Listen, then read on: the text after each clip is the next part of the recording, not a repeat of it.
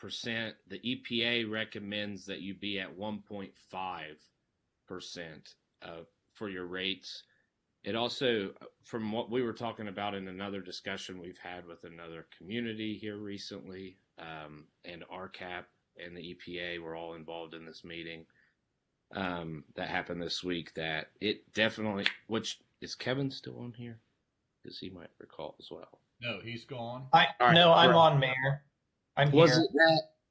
What did he say that being below that 1.5 also kind of can hurt when it goes after going after grant money? Yes. So the income survey that we're doing right now for everything south of Center Street is to get the city qualified for federal CDBG grants. And one of the qualifications, once you get income certified, which we're hoping to do, there is a grant for water and sewer specifically. That's a $750,000 grant for replacing water lines or fixing sewer lines. And there is a separate $200,000 grant that can be used by individuals to repair their sewer laterals, which is something that you guys have been discussing. And that's a grant. That's really about the only grant that's available for those privately owned lines. But one of the requirements to get that grant is your rate have to be at least at 1.5% of your median household income. So in addition to being income certified, that will be another requirement of receiving that grant. Kevin, I'm glad you said something about that survey. Tomorrow in audience participation, will you mention that?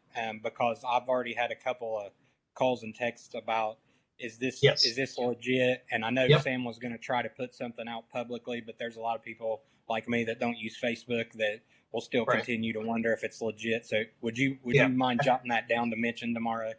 Absolutely. And we have received some calls too, and we've received over 100 surveys, so that's good.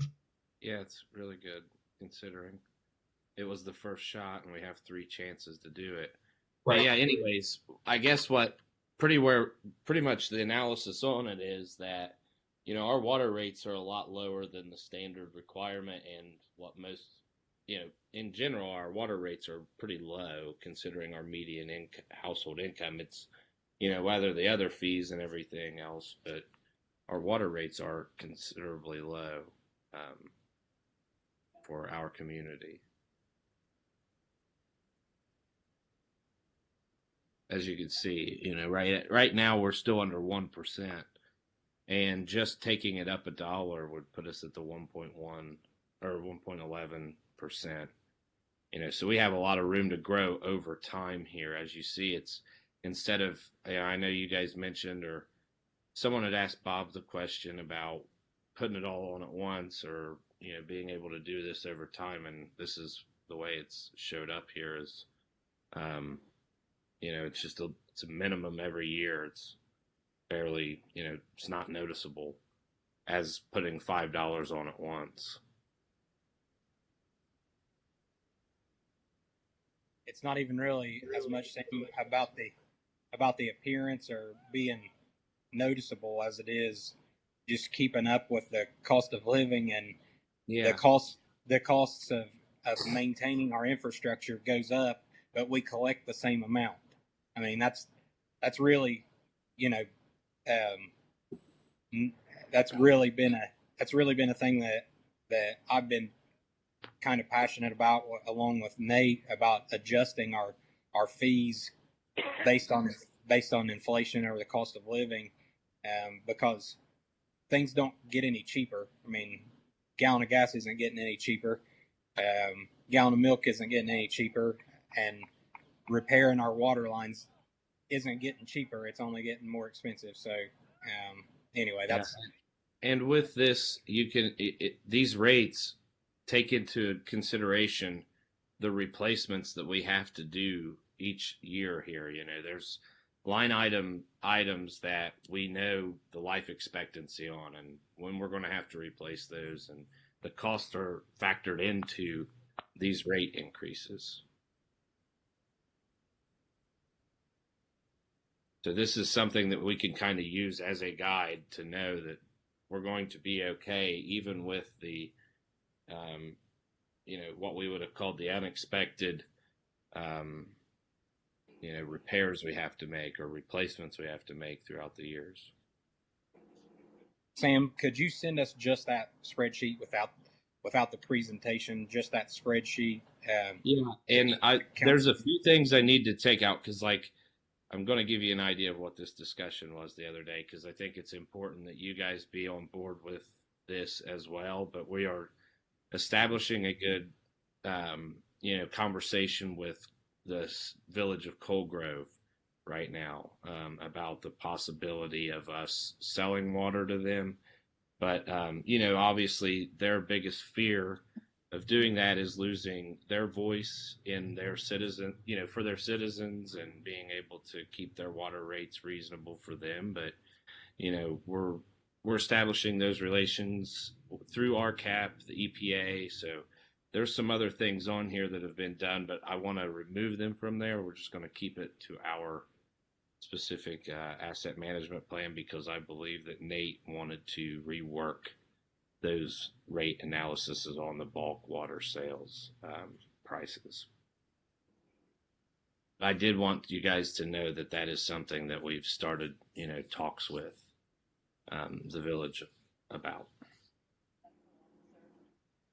So, do you think it's premature on our part to start drafting any legislation with numbers in it? More just be on the lookout that once that. No. I need to separate this particular spreadsheet from this whole. And as you can see, there's about 10 different slides here. And I'll leave. I just want to take that one out because this one needs reworked. The one on the bulk rate sales, based on some numbers and factors that Nate Davis needs to put together. But the rest of this is final for our program. It'll show you what kind of repairs we have to expect over those years. As you can see here, let me blow this back up. Capital projects plan that he's put together for us. There's a lot in this, so I'm definitely going to send all this to you. There's just one part of it I need to take out because it's not completed. That makes sense? Mayor? Yes. Yes. Would you care to ask at some point, John, to check the numbers on this? Doing my simple math here, I can't get the calculations to come out right year to year using their percentages. Yeah, John has a copy of this, I believe. I do, and I will. John.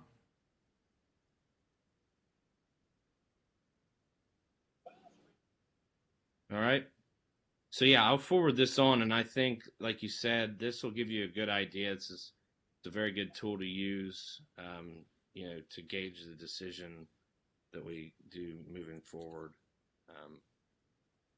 It's got a lot in it, and any questions you may have, I'll also list Nate Davis's contact info on there if that would be helpful.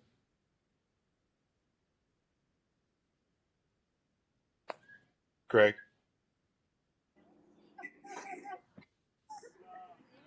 It's Craig. It's Beth. It's Beth is the chair of PC. Oh, go ahead. Beth. Go ahead.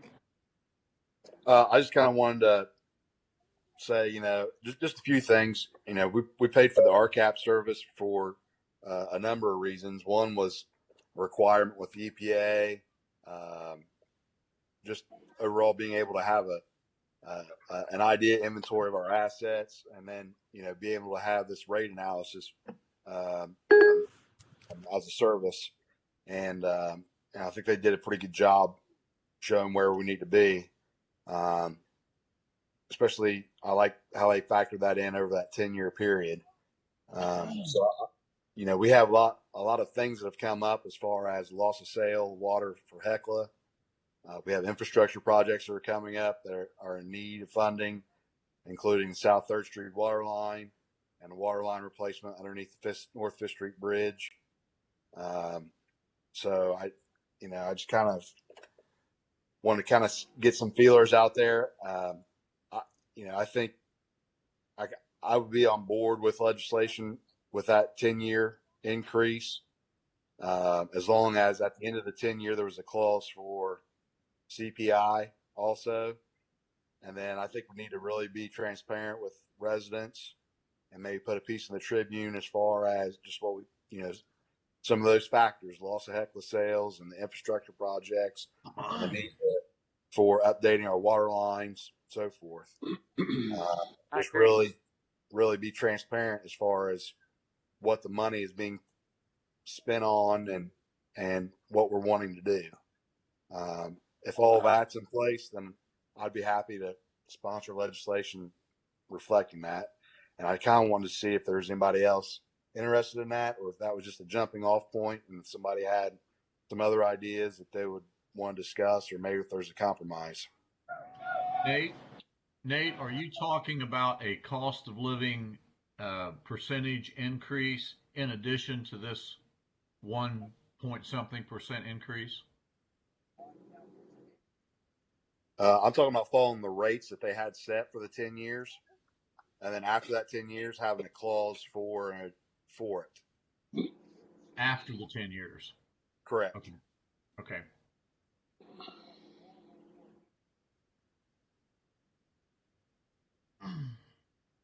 Anybody else?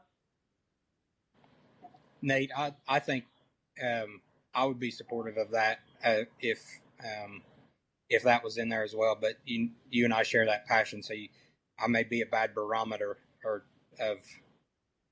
the interest. So you may want to hear from others.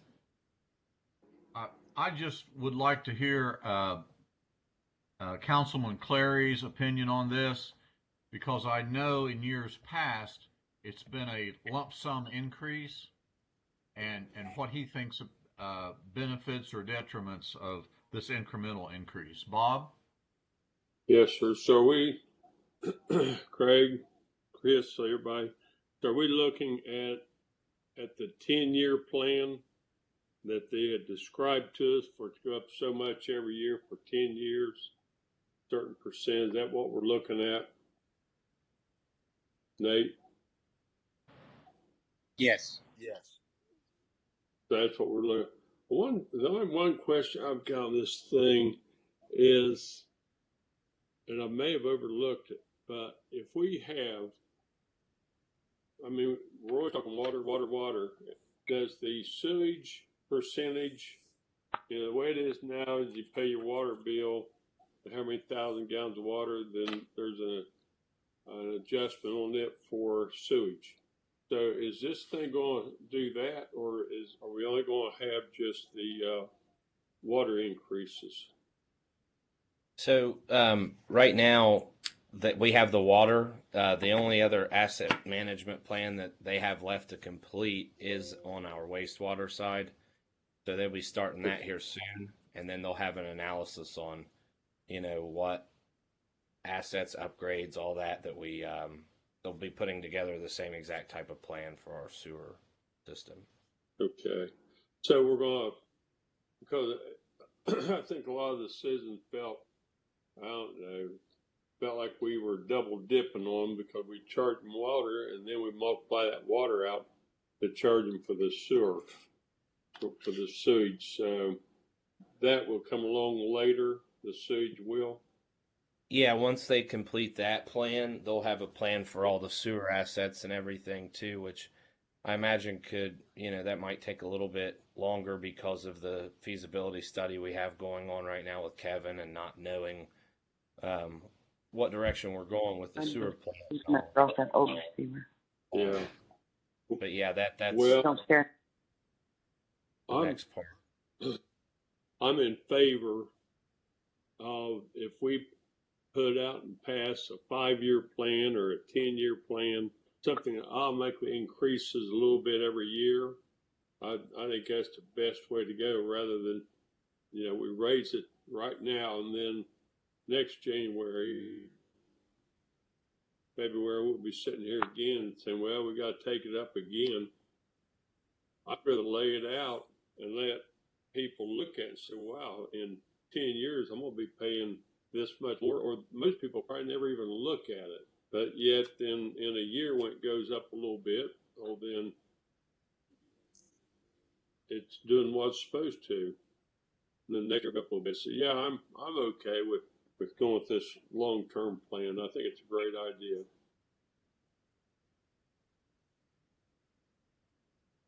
Okay, Nate, you have anything else? Well, I'm going to go ahead and kind of get with, I guess, if it's okay with everyone, I'm going to get with Sam and Brigham, and just I'm not going to have it put on the agenda for the next meeting, but have them try to work together and try to draft that language for that ordinance and see if everybody's in agreement with it before we would put it on the agenda and see who's willing to adopt it, if everyone's agreeable with that. And Nate, would you include John in that discussion as well, just to double check the numbers? Sure, absolutely. Mayor, are you okay with that? Yep, that works. Is Mardo on here? Yes. Honey, do you care to make part of the minutes that Resolution 2117 was favorably recommended by PUC? Or will. Thank you. And we can always have another Uh-huh. PUC meeting anytime you want. Anybody, just let me know. But if anybody don't have anything else, Beth? I'll accept the motion. Beth? Pardon me? Yes.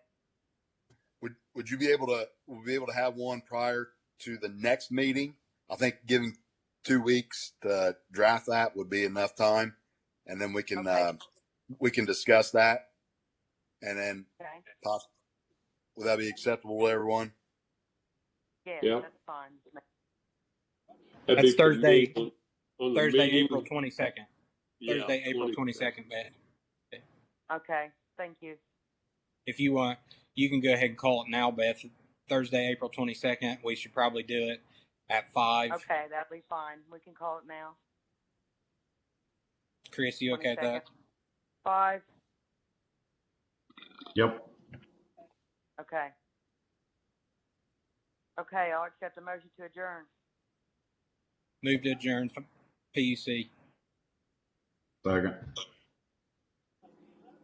Okay, I'll say aye. Aye. Aye. Aye. PUC meeting's adjourned. Thank you.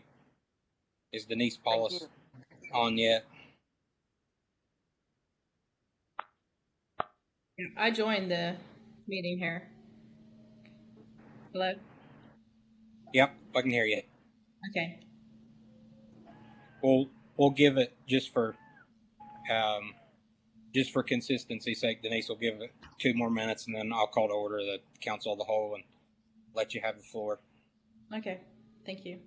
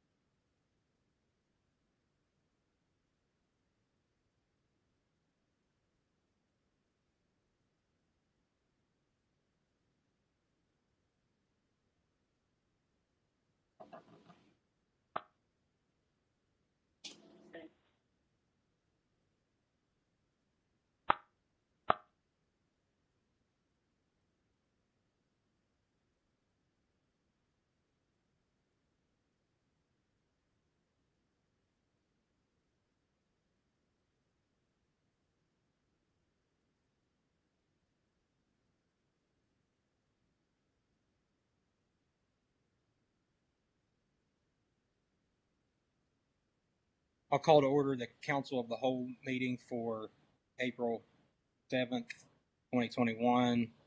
All council members present, and we have with us invited guest Denise Paulus from the Animal Control Shelter to discuss with us feral cats and possible legislation regarding feral cats because, as you are well aware, on this side of the river, wild cats aren't very popular. So, if you don't care to take the floor, Denise, and give us some of your thoughts and suggestions on feral cats. So I want to thank you all for inviting me tonight to your meeting. So really, I'm here to give you any kind of suggestions on what you want to do as far as to handle this problem. A lot of places have a trap and release. I don't know if anybody's familiar with cats. Is anybody there familiar with cats and cat problems or anything? I don't know if you got video, Denise. We got a few shaking their heads yes, and we have a council cat expert in Councilman Hawk. Hi, Jacob. How are you? I'm good. So good. I'm glad you have somebody there real familiar with cats. I know you get a lot of complaints about your cats in everybody's yards. I get them too from you guys. I get calls all the time saying there's 25 cats in my flower bed. What can I do? Well, there's really not a whole lot they can do unless they want to trap them, and they can bring them to me. But the only problem is we're not funded at the animal shelter for cats. There's no funding in the state of Ohio for cats.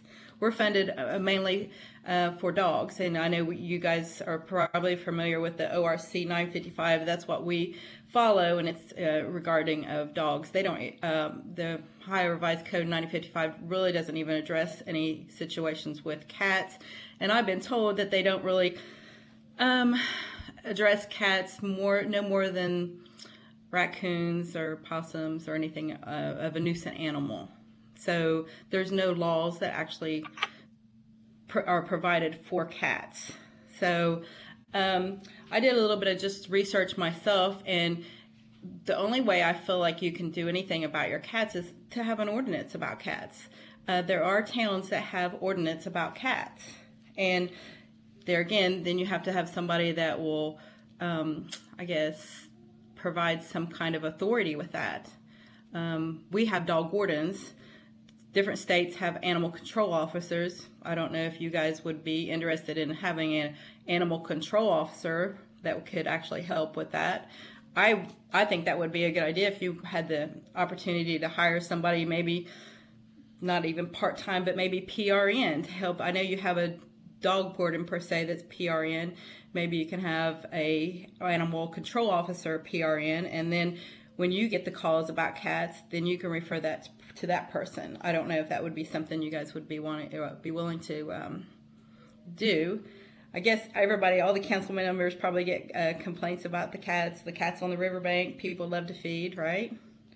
There's several colonies around that you have to deal with around the area. There's some colonies up in South Point. They just did a trap and release program up at South Point, and they had a colony and they fixed 500 cats. But on the trap and release, they release them back where they get them, but they clip their ears. Okay, that's a sign of that cat's been fixed. They don't continue to produce more cats, and of course the male cats stop spraying people's flower beds. Those are the things that happen. So, Denise, this Bob Cleary.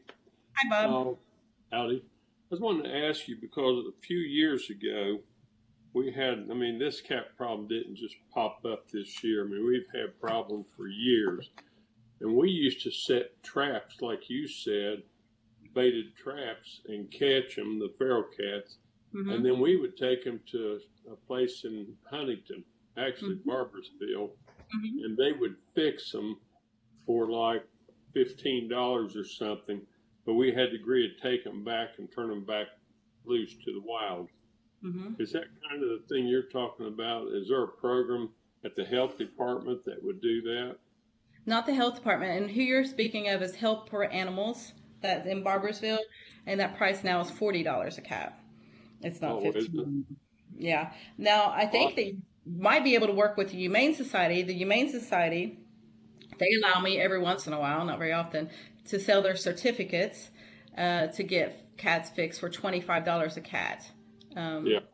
They do have that. But yes, that's the program I'm speaking of, is the trap and release program that you're talking of. But there are grants for that. I mean, I have a resources for grants. There's $500 grants for that, for trap and release. That you Yeah, can, if someone I wants to think apply.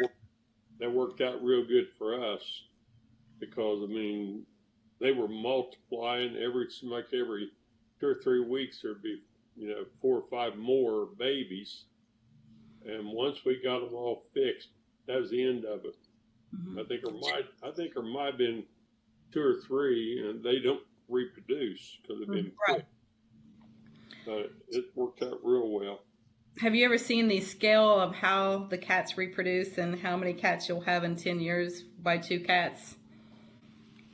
I'd seen that a few years ago, and it's unbelievable. It's like 30,000 cats. In 2 years or 10 years with 2 cats, you can have 30,000 cats. And that's the problem, is the cats are continuously reproducing and no one's spaying and neutering the Right. cats.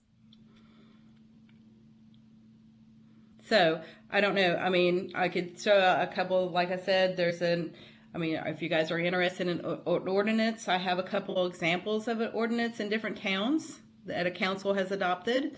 And that is actually for people who own their cats. The ordinance is for them to get their cats spayed and neutered. I mean, now, can you make sure people do that? No. I mean, can we make sure everybody has a dog tag out there? We try, but it is a high state law. Everybody has a dog tag. So, but that is our high revised code. This could be your town ordinance that if you own a cat or harbor a cat more than the age of 6 months, it has to be spayed and neutered. I mean, you can adopt that ordinance for your town. And then if you wanted to have an animal control officer to make sure that's happening. And then the people that feed the cats, if you feed a cat, you own the cat. That's also part of the ordinance. So if someone's going down on the riverbank and feeding 100 cats, those cats belong to them. Yeah. That is the way this ordinance reads. If you're feeding the cats, you own the cats. They're your cats. So, then they could be responsible for that. I mean, you can, really start cracking down on people being responsible for having those cats spayed and neutered. I don't know if that's something you guys want to look into. Sam, if you could talk to Brigham, because it seems to me 4, 5, 6 years ago that we passed an ordinance dealing with cats. And it's kind of like what you're talking about, Denise, but I would sure like to have copies of ones from other cities. Everything changes. Mm-hmm. So we go on, we can duplicate it maybe. So, like, if you had maybe, let's say, one of your police officers became like your part-time animal control officer. I don't know if you are allowed to do that in the city. I don't know, but they can actually, once you have an ordinance, they can cite people for not having their cat altered. I mean, I know that's kind of harsh, but you got to learn how to control this issue. Right. Denise, in addition to the trap and release program and the legislation that you're talking about, if you would just hit reply all to the invite for tonight, and that'll get all the council members with those sample legislation pieces.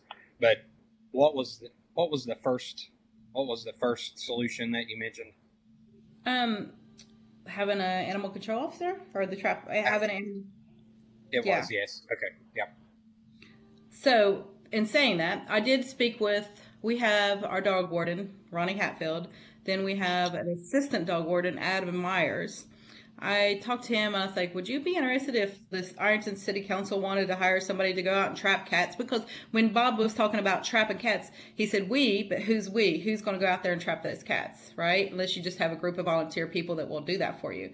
But if you wanted to hire somebody for maybe PRN or part-time or just for the next 4 months and pay him to trap those cats, and he can either have them, he can send them to the clinic and have them fixed, like we're talking about, like the Help for Animals, and then release them, Or if they're feral, then there's another way they could take care of them. I'm not the big activist on that. I mean, there are feral cats. I don't know if anybody's dealt with feral cats. That's another story too. Today I had to deal with a feral cat and it about ate my face. So I don't know if anybody's familiar how feral cats act, but they're not adoptable. So like if let's say I had them at my shelter, because like I said, we have a shelter. We have a cat shelter. Now this cat shelter is a courtesy to Lawrence County citizens. But at the same time, you still have to pay $20 for me to take your cat because I have to spay and neuter the cat, or I have to vaccine your cat, and that costs money too to vaccine your cat. I can't take a cat in unless it's vaccine. So, as this courtesy, we take these cats in, and right now, today, I have probably 36 cats in my shelter. Do you ever euthanize them? We have to sometimes because, like I said, the one that wants to eat my face is not adoptable. So what do you do with a cat that's not adoptable and and it's going to kill you if it gets out of the cage? Oh yeah. I mean, we've had to euthanize cats. Yes, we get a lot of cats that are sick. I'm good with that. Yeah, I'm not. And here's the thing: we changed the word no-kill shelter, but when you say a no-kill shelter, number one, you're under 5% of killing all the animals there. Number two, you only put down a dog and cat that's going to, like I said, that's not adoptable. So if the cat is not adoptable, meaning it, like I said, like the one today, it will be under the euthanization percentage. Makes sense. Now, of course, if we put down 400 cats, my percentage will go over 5% too. But that can be, I don't know, that can maybe some fall in or something else. But try to keep that percentage down low. I really don't like to put animals down unless we absolutely positively have to. Sure. Bob, I know that when I was first on council, our salary resolution always included the dog warden, and then it just disappeared off there, and I don't remember when that was. You may or may not remember when that was, but I remember it stood out it stood out to me because it was always such a nominal rate, and I think it was like per animal or per hour. Do you recall? I think it's per call because I've talked to Melissa about it. She was actually the person that did that. Okay. Yeah. I think what happened was the dog catcher, for lack of a better way of calling him, was he got really sick and couldn't do it anymore. And he kind of retired or quit. Then we just didn't replace him. But I think we ought to. Yeah, it was Kyle. Well, Kyle something, wasn't it? We have one, right, Denise? Yeah, Melissa. That's what I'm saying. Melissa, nicely, she works at the animal shelter. She, as far as I know, she has a contract with your city that when she gets a call that you pay her. Okay. Now she hasn't received a payment for a long time because she hasn't had many calls, but it's dispatched through your police department.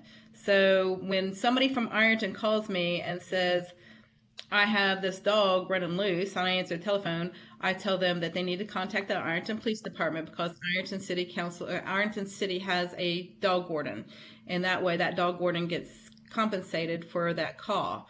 I mean, that's just so. Then she'll get the call through the Ironton Police Department, and she goes after she gets off of work at 4:00, picks up the dog, brings it to the shelter, and books it. And that's still officially her title as dog warden. No. Well, it's for you guys, yeah. We have animal control departments. That is in the general fund, and it's sub-department 54. There's $1,500 budgeted in there. Animal control department.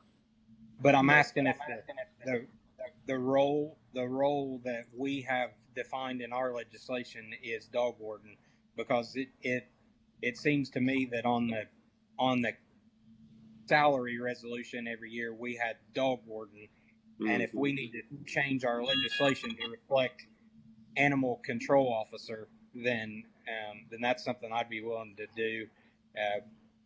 immediately, just so we can start addressing it while we discuss the legislation that Denise sends us. Yeah. Yeah. And Denise, I agree with that. in my conversations with Denise, I don't know if you would want to share, some of the issues that we've had with that program based on, the judicial system. And I know you said you faced it all over the county. Mm-hmm. Whenever we've cited these people, we haven't seen a return on it from the judicial side. Yeah, on the citations, when we have citations for somebody running a dog running at large, for example, that's a citation. Ohio has a leash law, so if there's a gentleman that lets his dogs loose a lot or his dogs get out a lot, and we have probably issued him 3 or 4 different citations, and I think he pays court costs. I don't know that he ever actually pays for the citation itself. Gets thrown out, basically. Craig, Denise, this is Chris. I have a question. Regarding ordinances, have you ever came across an ordinance that would maybe be able to ticket people who feed cats outside? Like if they left like bowls of cat food on their porch, or they go down on the riverbank and feed cats. Have you ever came across an ordinance that would basically, you fee or fine these people that are publicly feeding cats? Let's see. I'm looking at one right now. The one I really like is from Mansfield. It just says, no person shall harbor or keep a cat over the age of 6 months which have not been spayed or neutered unless such person holds an unaltered animal permit for that animal. Any person who violates this provision may be cited and fined by the animal control officer. And then it says, any person intentionally providing care for a cat shall be deemed the owner and shall comply with that section. Any owner of an unaltered cat or who has been cited or fined by the animal control officer for failing to obtain a permit shall have his or her citation or fine dismissed if proof of altering. It's basically about altering and ownership in this one. So basically, if they're feeding them and the cats that they are feeding are not spayed or neutered, then you could ultimately cite them for having. Once they're I believe once they are familiar with your cat ordinance, and they realize that by feeding those cats they are deemed the owner, and then they have the responsibility to alter those cats, and if they don't alter those cats they can be cited or fined by the animal control officer. Yeah, that's Great, what this thank you. basically that's what this reads. Yes. Thank you very much. Mm-hmm. Craig. Denise? Yes. This is Mike Pierce.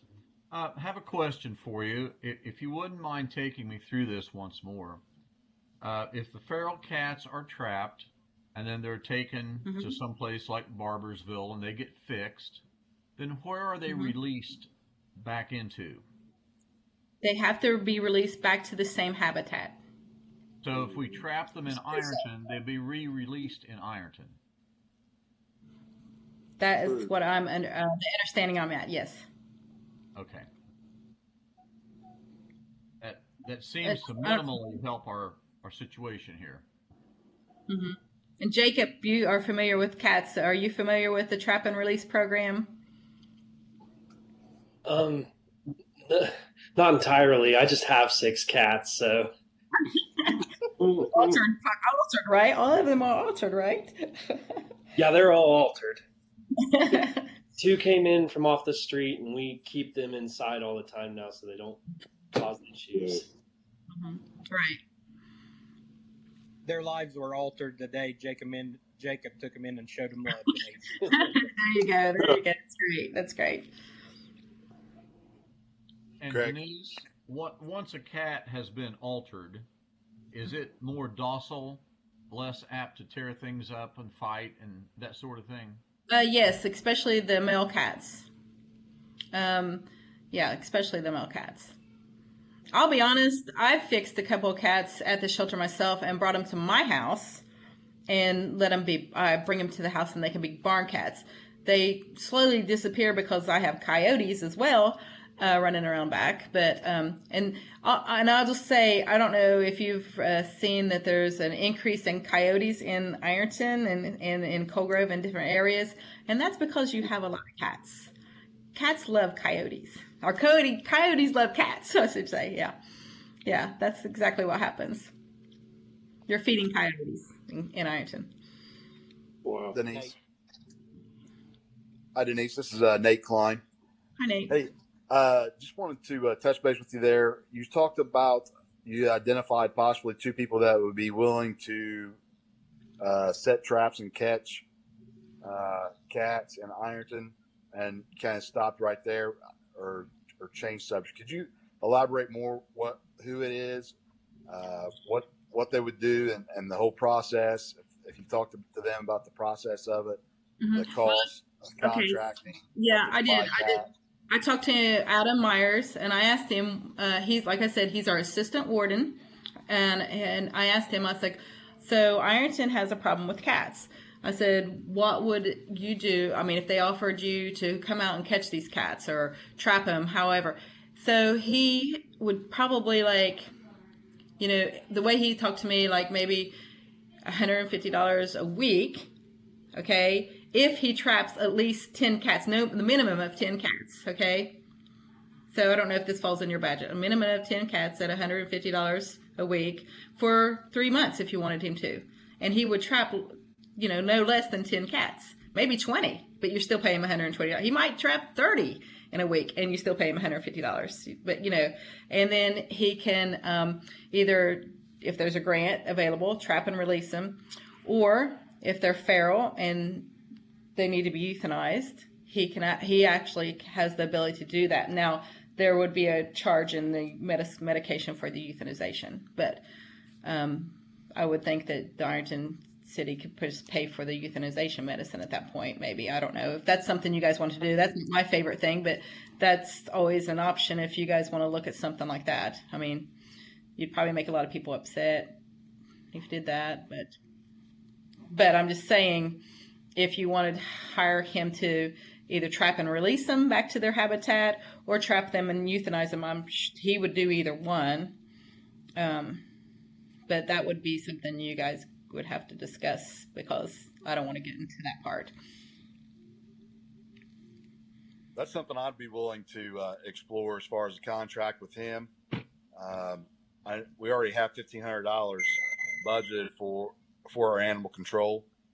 I don't know what other. That's the process I'd like to go. At least give it a month and see what type of results that he has, and see how many cats he can catch. So he works every day. He works every day, and he would be able to, when he got off work at 5 o'clock or 4 o'clock, he would go and set traps, and they would be set during the night, and then he'd check them in the morning, and whatever cats he caught, he can either, like I said, now if he brought them to the shelter, then we'd have to talk about sheltering them, and that's another cost, you know. Discussion. I mean, that's something you guys can talk about however you want to handle it. You know, that's not my call. So, but Denise, yes, this is Beth Rist. I was just wondering, what's this guy's name that's going to trap the cats if we do this? It's you know, Adam Myers. He's our assistant dog warden. Okay. I just wanted to make sure who it was. If the Humane Society would help with that, I mean, if you guys would like really get involved with the Humane Society, maybe they would even be able to help with the spay and neuter of them for the trap and release part. Yes, I'll discuss that at our next meeting. Right. One question on that, Denise. This is Chris. Would I guess, I don't know, like if we've had multiple complaints from an area, could we say, Adam, can you set your traps around this area? We've had multiple complaints, or does he just go out and kind of He would do That- whatever you asked him. Yeah, if you say Okay. trap him down at the riverbank, trap him and on 3rd Street, trap wherever, he would set the traps for you. And like I said, he would do a minimum. He would trap a minimum of 10 cats a week, or if you wanted to pay him per cat. But then what if you trapped 30 cats one week? You know what I mean? Then you're going to, so that's the reason he and I talked through. I was asking him to throw out a number. He started a little bit higher, and I went down to like, how about 150? Because he started out higher. So, and he, I was negotiating. Well, I appreciate that.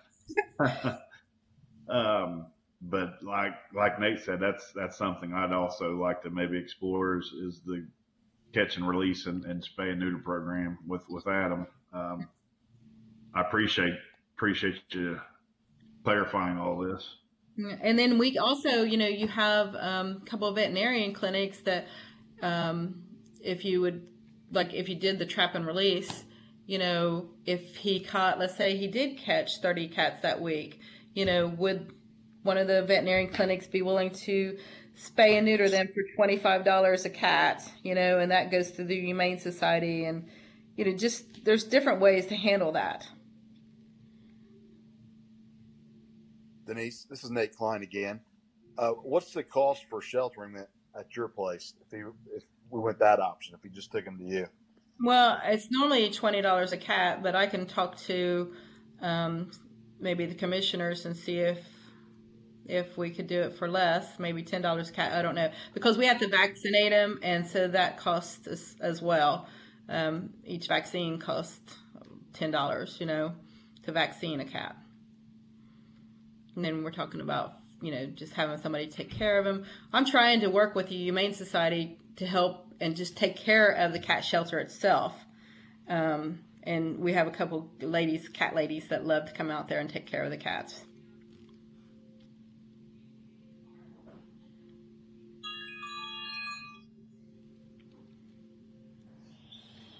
Anyone else have questions for Denise?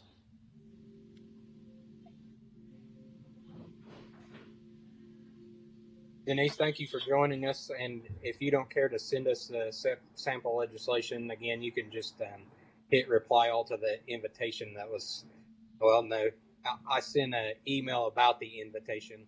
I think you got from me. And if you just hit reply all, that'll get all the council members. Okay. I'll see. Okay. I'll see how I can do that. Yeah. Or if you send it to me, I'll distribute it. Either way. Yeah. How about that? How about I can text it to you, because I have the ordinance on a text form, because I texted it to somebody else, another mayor once before, and said, you really need to look into these ordinance with cats. Yeah, that's no problem. I can convert it to email and send it out. Okay. Thank you for joining us. All right. I'd entertain a motion to adjourn. I'll make that motion to adjourn. I'll second it. Bob, Beth, thank you. Roll call. All in favor, aye. Aye. Aye. Aye. I think that was everyone. Thank you all. All right. Have a good evening. Have a good evening. See you tomorrow night.